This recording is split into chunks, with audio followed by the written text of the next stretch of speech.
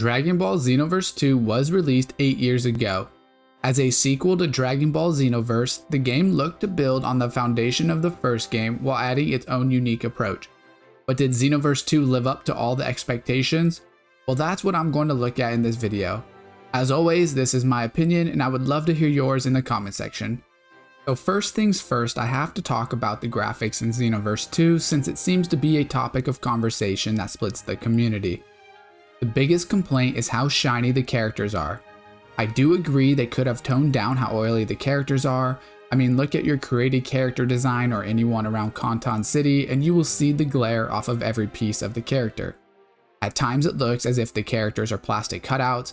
I get they wanted a mixture of realistic and anime, but the glossy look doesn't get that across. I would prefer if they stood away from a more realistic approach and focused on the anime design. In Xenoverse 1, it was well shaded, but the lighting was dimmer.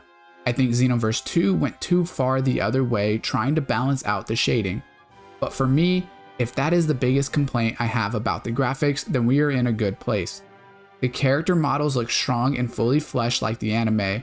If anything, I think the Xenoverse 2 characters are more jacked than the anime, which is saying something. When you're dealing with characters with iconic designs, it's important they're recognizable and as close to the original as possible. The effects of the Kai Blast and other abilities can look good at times, but I did expect more of a change from the first game. The attacks don't feel as powerful as they should. When you look at the Kai Blast, they don't hold as much weight as they usually do in other media. It's harder to include beam struggles and more cinematic special attacks when it's real-time combat with more than a 1v1, but it's still something I struggle to let by. When I think of the biggest moments of Dragon Ball, I think of Gohan's one-handed Kamehameha or Goku's Spirit Bomb. Unfortunately, because of the real-time combat, the excitement of seeing the build-up for the attacks happen so fast it doesn't give the same excitement as watching the show. I know especially for online, it's a must to not have long cutscenes, but for offline and story mode, I would have liked to see a longer animation or cutscene. As for the performance, I had no problems while playing Xenoverse 2. As someone who played primarily offline, sometimes with friends, I never ran into a situation with performance that impacted my game. Some players did see a drop in frames while playing the game, but mainly that comes from the online battles. For a game released in 2016, it runs exactly how I would expect a game to run. Frame drops were rarely noticeable, and it never impacted my enjoyment of the game. The cutscenes in Xenoverse are gorgeous. The Kai attacks look flashy and strong. It seems like the character models and coloring of the cutscenes were the focus more than the gameplay graphics. It's like they show us how an anime game should look, and then throw us back into reality. My guess is that if they had those graphics for the full game, the frames would not have been able to hold. Animations in Xenoverse 2 are underwhelming from our created characters. I would have liked to see the ability to switch up the base movesets for our characters. Compared to the other characters, our base moves are boring. It doesn't ruin the experience, but the repetition of the move with no ability to switch does get annoying. There's no change from the character we start with to the character we finish with, besides unlocking more super attacks and upgrading my attributes, which I will talk about more in detail later on. Since I'm already talking about the graphics of Xenoverse 2, it's only right to discuss the design and look of the new Kanton City and why I like it less than Toki Toki City. The city in Xenoverse 2 is used as a hub to access all of the game's content.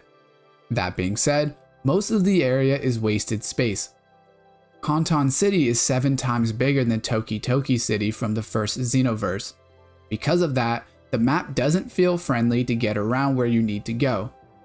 This is evident in the inclusion of the transfer shop clerk, which is the fast travel. For me, fast travel works in games that need us to return to places to complete missions.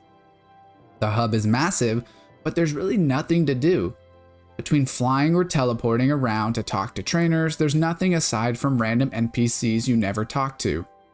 I think a happy medium would have been a 3-time increase from Toki Toki City. That would have expanded the hub while still keeping the area a bit smaller. All the NPCs or other places needed could have been compacted into a smaller area and still gave us the same result. I don't find Kanton City did enough to separate itself from Toki Toki to make itself memorable. I almost wonder why we have a hub world at all. The game could be played fully out of menus since it's not an open world anyways. Besides inviting each other to quests, which could be done out of menus, what's the point of the hub worlds? From a design standpoint, the city keeps the same artistic design from the first game, which is to be expected. The buildings are based off of the Dragon Ball universe, so it makes sense to keep the features the same. Having different iconic landmarks to visit, like Boo's house or Capsule Corp, is purely for fan service to build out the world, and it really doesn't add much to gameplay. The most important design of the map comes in stages. These are the maps in which the battles take place. Most of the locations are iconic Dragon Ball locations like Cell's Arena or Kami's Lookout, so it wasn't hard for them to design the stages they're already created. There's not a lot of creativity needed to recreate these locations, but the maps are a small part of a Dragon Ball game. What separates a good game from a bad game is the combat system. Xenoverse 2 follows the Dragon Ball formula, mixing both melee and range combat. Xenoverse is 3D instead of the 2D style fighting games like Mortal Kombat and Tekken use. That means instead of staying on a plane for combat, you can now freely move around your enemies. This allows for more diversity in the combat rather than basic block or attack. Your Kai gauge powers all of your special abilities, so you need to be smart when you use it. The stamina bar powers your evasive skills as well as your ability to vanish cancel. Vanishing is how you will dodge incoming attacks, so once you run out of the stamina bar, might as well call it GG's. Unfortunately, this combat system falls short on many levels. Xenoverse tries to find the middle ground of a fighting game and an action game without being exceptional at either. Combat is flashy, but lacks the systems needed to be elite. While freely flying around throwing out super attacks is fun, the skill gap is not felt and instead feels like a spam fest of your attacks. That has to do a lot with the RPG elements of the game, which I will talk about later on. But for the created character, it makes more sense to stick to a specific playstyle, as being a jack of all trades, master of none is less efficient than a master of one style. Let's say you choose to level up your Kai Blast super attributes. Start combat by charging your Kai, then fight the enemy until you rid them of their stamina. Then you unleash your super attacks doing massive damage and repeat. For me, the misstep is creating extremely easy to use super attacks. There is no button combination needed to use an attack, and instead you hold L2 or R2 and click a button. If I needed to learn specific button combinations to complete the combo, that would create a larger window of mistakes for players who are less skilled. There are also no cooldowns on the abilities used except for the amount of Kai you have. Now correct me if I'm wrong here, but when I watch Dragon Ball, I don't see many characters spamming off 3 consecutive Kamehamehas or other high damage dealing moves. Whether it's in PvP or PvE, spam is always annoying, especially when it is feeling forced. If you get past the spamming, then the combat in Xenoverse 2 is really enjoyable. You have hundreds of abilities to mix and match your character, creating a lot of variation in the playstyles. They are unbalanced in a lot of ways, but it's not a problem for me like most people would say online. Now they definitely could use some refinement, but at least in PvE, every move is viable. PvP is a different story I will talk about later. There are a few issues I do find with the moves that I think could have been done better. The first is showing us the stats for the moves. Now I know the game caters to a certain audience where most players know the moves, but I should be able to see how much damage the abilities do. There are so many variables to why an ability can do more or less damage. It would be nice if we could see a base from the menus. The second issue I have is with the trackability of certain abilities. It sucks calling in an ultimate ability and then seeing it whiff completely. There are ways to help hit the abilities at a higher rate, like guard breaking, but at times it still is weird. The third problem is how slow some of the abilities are. If you have people to distract the enemy, it's not as bad, but it'll make you rage calling in an ultimate just for an enemy to interrupt you. This is something I spoke in the presentation, but that could have been avoided with more cinematic ability cutscenes. I know for PvP it can't work, but if I'm in a parallel quest or story mode mission, let me have my moment. Since I'm on the topic of PvP, it's only right I talk about it. This might be a hot take, But 3D fighting games are not made for PvP. Creating your own character with custom moves and appearance leans towards the PvE community. Xenoverse 2 is a hybrid action RPG and fighting game. It's not a dedicated fighting game. Now, I'm not saying PvP should not be in the game, but with the amount of complaints I've seen from the PvP community, it's a topic I need to address. If I want a more competitive fighting game experience, I will go play Dragon Ball FighterZ. The PvP combat in Xenoverse 2 exploits all of the spam problems the game has, but to a higher level. It starts with balancing. When players are working together to defeat enemies, balancing becomes less important. You have more freedom to use your character however you enjoy. To make a good PvP game, you have to make every build similar, or else people who don't use that build will complain about the balance. There is a reason a game like Super Smash Bros. Has been popular for so many years. You don't need to spend hours grinding or finding the right build, you just choose a character and play. The main focus of Xenoverse 2 is creating your own unique story with your created character. For me, this is what entices me to play the game. Being able to choose from 5 different races and customize every part of my character is what makes me enjoy the game. Now I'm talking about customization from the base game. I will talk about the lack of new customization options later in the video. As someone who played the launch version of the game, I like the amount of customization I have.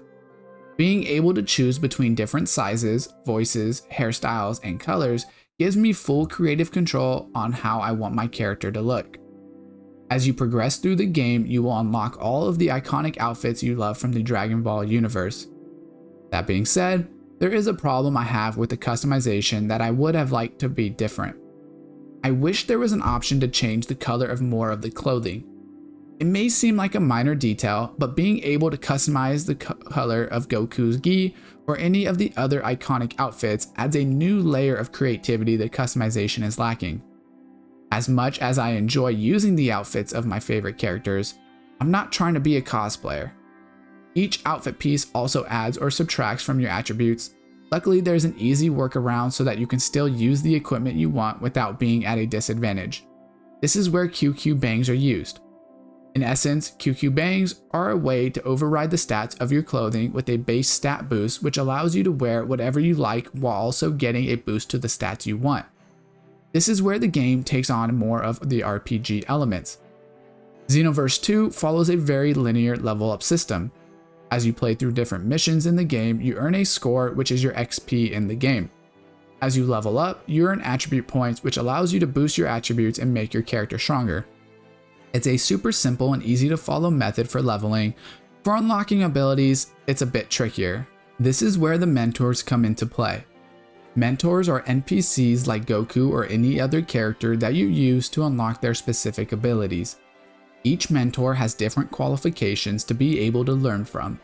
As you progress through the game, you unlock stronger mentors that have different abilities. I really like this system.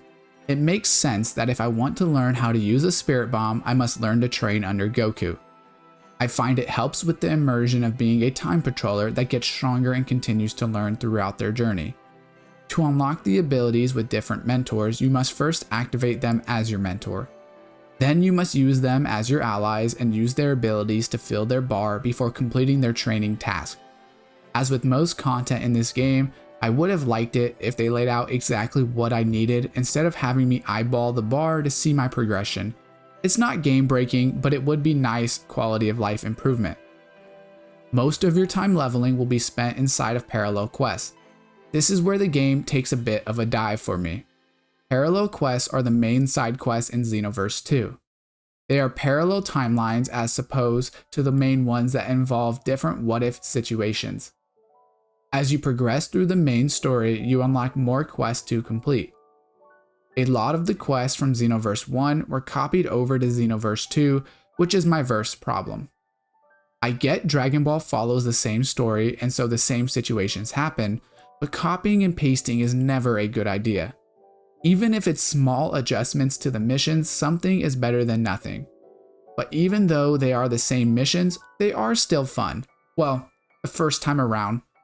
My biggest issue is the amount of repetition in completing the quest to gain items. Instead of a straightforward reward system for the parallel quests, the game instead chooses to use an RNG system. Now look, there are some games that RNG works. Xenoverse 2 is not one of them.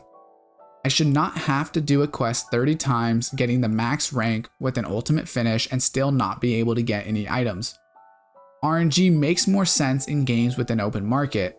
Since I'm not competing with anyone over resources, I want to know exactly how I get my rewards and the time I need to invest to do so. There is no diluting the resource price as there would be in an open market game where I can sell it to other players. I would prefer to know if I'm going to spend 3 hours until I can earn an item rather than not know if it's only going to be 1 hour or something like 5 hours. Besides grinding the masters and parallel quests, there is not a lot of other side content to complete. There are 5 different houses you can complete missions in to give you different rewards. The most notable is Capsule Corporation, where you will fight Vegeta at stronger levels as you progress through the game. The reason being, this is where you unlock Super Saiyan for your Saiyan race characters. Besides that, most of the rewards are not that important. I would have never cared to complete them if I was not going for a platinum trophy in this game, if I'm being honest. After you complete the story, you can also take part in expert missions. These are high-level missions where you fight against stronger enemies. You can either complete them with up to 5 other real players or by completing the battles offline with 5 CPU-created characters. For me, I find these fights to be a lot of fun. The only issue I have is the difficulty. For being endgame high-level missions, I would have liked for them to be a little bit more of a challenge. There is also a weird card game mode that is just really out of place. A short while after release, they dropped a game mode called Hero Coliseum. It's not even that it's not fun, it's just random. It's a turn-based game similar to something like Yu-Gi-Oh! Or another card game. There's not really much to say on that. Now that's the rest of the game, so let's talk about the main story. I'm going to analyze the full story while giving you a summary. 2 years after the events of the first game, Time Patrol has expanded, moving from destroyed Toki Toki City to Kanton City. The protagonist, a rookie patroller, is informed by Elder Kai that they've been chosen to participate in a critical mission working directly under Supreme Kai of Time. After meeting Elder Kai, they are granted their first mission, which is to correct Goku's battle with Raditz after he's been enhanced by dark magic. Meanwhile, Toa and Mira, who have caused history to change, started gathering new allies, including Turles, Lord Slug, and Bardock.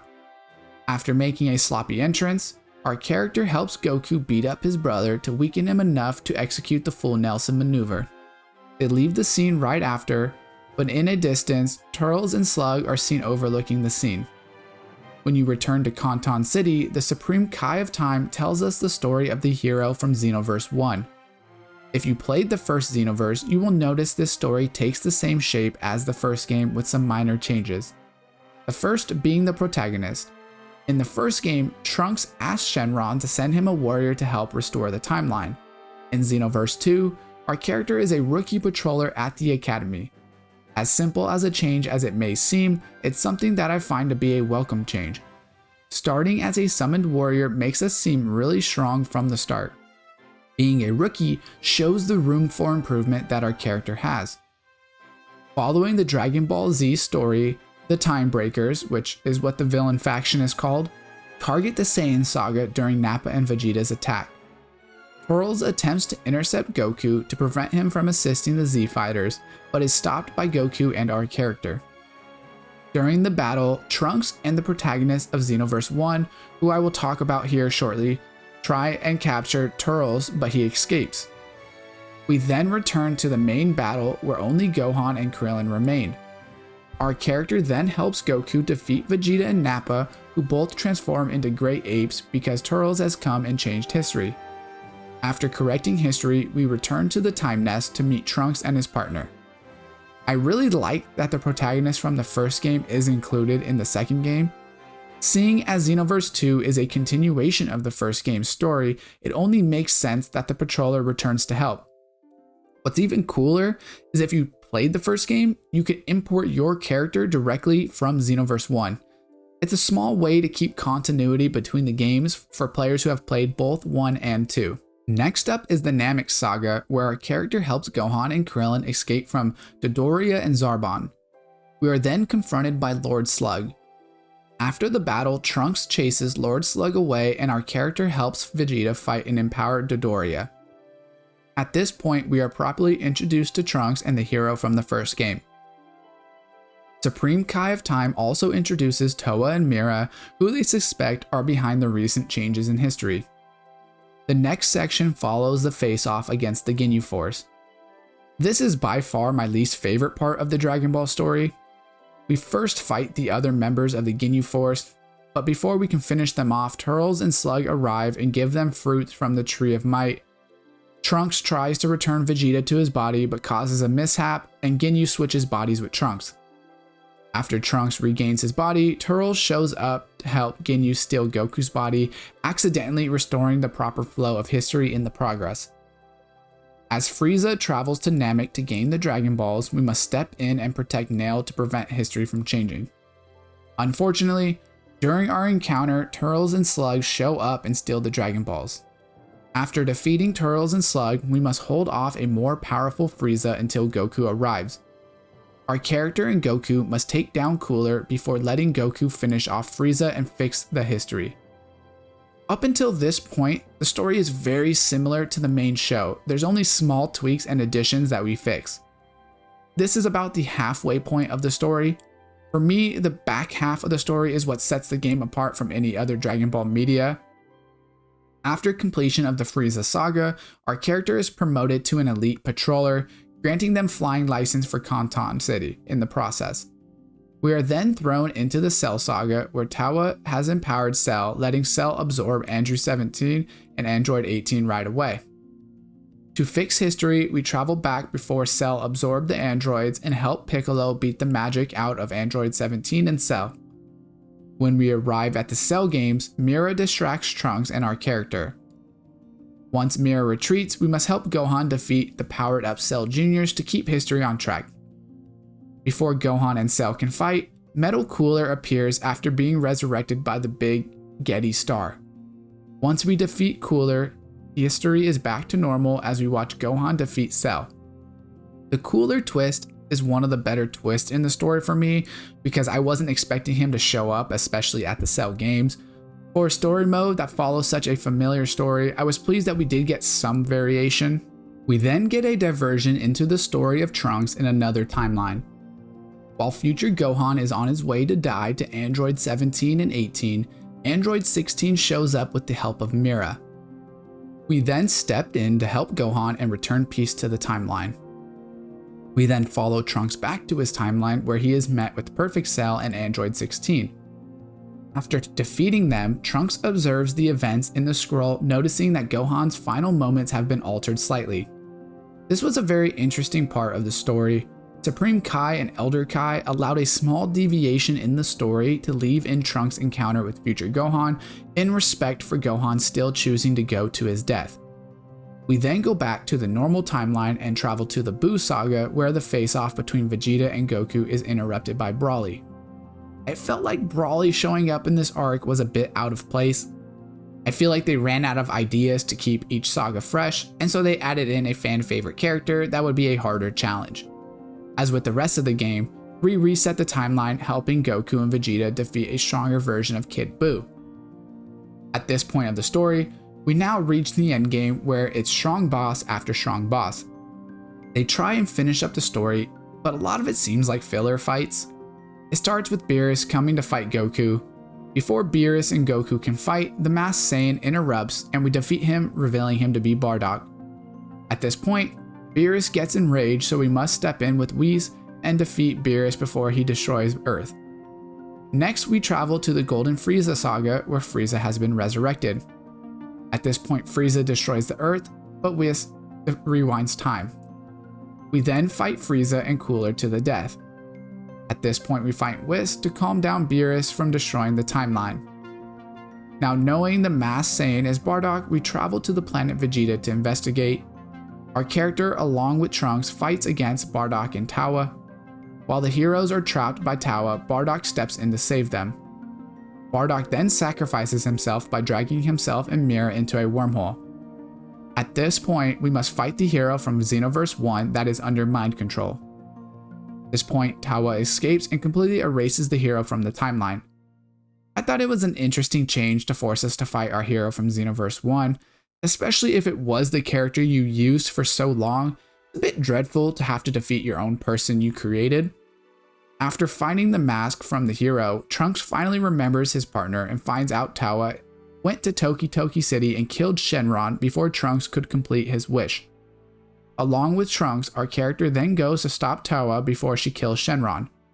Mira is then summoned back but betrays Tawa, absorbing her for power. At this point, Goku joins our character in defeating Mira and finally ends the battle once and for all. Now, I analyzed the individual problems I saw with the story, but I want to discuss some of the major problems I have. One is the use of the Z story. We already fixed those timelines in Xenoverse 1. It's like we were checking the first hero's work. I never felt a real threat during the story. I would go to a new saga, the villains would be stronger than they were before, which doesn't matter to my character who isn't the one who originally fought them anyways. If you're going to stick to the same timeline, then be creative. Just powering up the villains is lazy. I would have liked to see newer storylines earlier into the story mode. Instead of each saga having changes, fill in a full new saga between two popular sagas.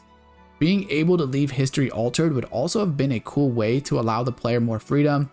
Unfortunately, that will create a lot more work for the creators if we choose to let a character live that shouldn't. They would have to make specific moments we are able to make the choice. I like the idea of Dragon Ball what ifs, but only what if the character was stronger is boring. Doing a what if Goku never came back after Cell Saga, or what if Vegeta stayed working for Frieza is a lot more interesting. This would also help with new character development. Dragon Ball is a franchise that is well known by many, and especially the story of Dragon Ball Z. When replaying moments, we already know how characters respond, like Goku going Super Saiyan or Gohan's one-handed Kamehameha. We leave little room for the characters to have growth. Because of this, there are only a few characters that develop a character arc in the game. Our protagonist, who honestly doesn't do much, like really think about it. There's no sense of character development. We're just heroes for hire. Our character has no emotion behind the decisions that are made. Our character literally lacks emotion. Like, all that our character does is show up, stop some stronger enemies. The protagonist has no real connection to any of the characters in game. We don't build a connection with Goku or anybody else. I guess Trunks could be argued since we work with him, but even then, there's no real conversations that are bringing the characters together. It's always about going to the next saga and stopping the changes in time. On the flip side are the antagonists Mira and Tawa, two characters that are the expanded lore of the Dragon Ball universe. Now, I will say it doesn't come across great in the story of Xenoverse 2, but to me Tawa is a deeper character than meets the eye. Tawa is trying to restore a physical realm from where she is banished. Reverse the roles and put Goku or Vegeta in that situation, we would all probably be siding with them. To me, that makes a more compelling antagonist. When I can look at their actions and they are somewhat justifiable, I find that I usually like the characters more. Unfortunately, it takes work outside of playing the main story to really understand the motive. For a casual player that plays the game one time through, I'm not sure they would understand the deeper motive. From first glance, they look like an other power-hungry villain who seeks to destroy the world, or in this case, destroy history. The only character I can argue having some character development is Time Patroller Trunks. I honestly feel like Trunks is the real protagonist of the story, and our character is just there so people don't have to play as Trunks for the whole game. They do Trunks dirty too. He's in a lot of ways the leader and mentor of our protagonist in the game, but we surpass him by like the second saga.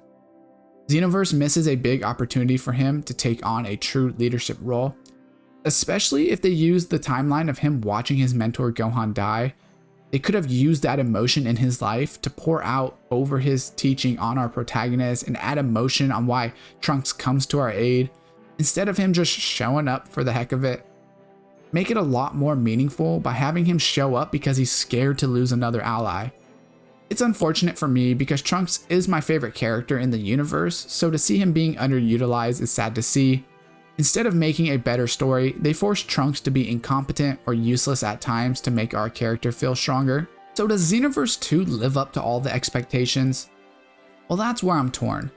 As a sequel, I think it improves upon the first game in many ways. But at the same time, Xenoverse 2 had some issues that limit how good it could be. If you're a fan of Dragon Ball, then I think it's ultimately a fun time. Almost everything from the first game returns with more content and more characters than ever. The combat is improved and is played a lot more fluidly than the first game. Although limited, the customization is fun and allows for some creativity.